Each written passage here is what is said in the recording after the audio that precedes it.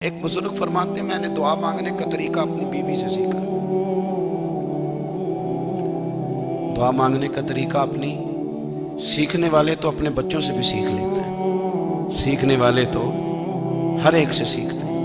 وہ کہتے ہیں میں نے دعا مانگنے کا سلیقہ اپنی بیوی سے سیکھا ہے۔ حضرت وہ کس طرح؟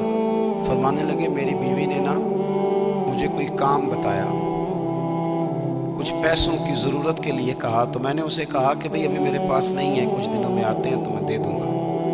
عورتوں کی عادت ہوتی ہے وہ بار بار یاد کراتی ہیں، 2-4 دنوں کے بعد پھر اس نے کہا حضرت وہ میں نے کہا تھا کچھ پیسے، میں نے اسے کہا کہ ابھی میرے پاس نہیں ہے، کچھ دنوں میں ملتے ہیں تو میں تمہیں دے دوں گا۔ اس نے کچھ دنوں کے بعد پھر کہا حضور وہ میں نے کچھ پیسے کہے تھے۔ فرماتے میں نے ڈانٹ دیا، میں نے کہا کہ کیا تو روز مجھے شرمندہ کرتی ہے، کہا نا میرے پاس نہیں ہے، ہوں گے تو دے دوں گا، تو روز یاد کراتی ہے۔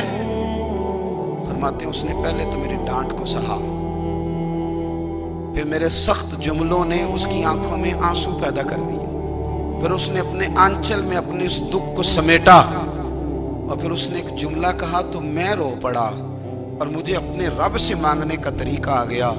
مجھے کہنے لگی حضرت جی آپ نے ڈانٹ دیا میں نے سہ لیا، پر آپ ہی میرے شوہر ہیں، بتائیں نا آپ سے نہ کہوں تو میں کس سے جا کے کہوں۔ فرماتے ہیں میں رو پڑا، اور میں کھل کے رویا، اور میں تڑپ کے رویا، اور پھر میری سسکیاں بند گئیں۔ تو مجھے کہنے لگی آپ کو کیا ہوا؟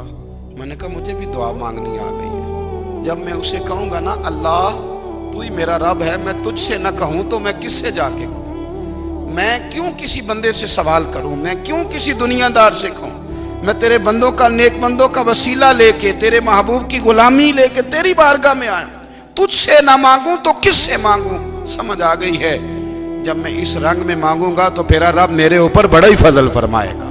جب انسان کا رشتہ اپنے مالک کے ساتھ ہوتا ہے پھر تو غم بھی کچھ نہیں کہتے، پریشانیاں بھی کچھ نہیں کہتی، پھر تو زندگی صبر والی، پھر تو زندگی توکل والی، پھر تو زندگی بھروسے والی۔ تو اس طرح کی مزید ویڈیو دیکھنے کے لیے آپ اس چینل کے ساتھ جڑے رہیں۔ تو اگلی ویڈیو میں ملتے ہیں، تب تک کے لیے مجھے دیں اجازت۔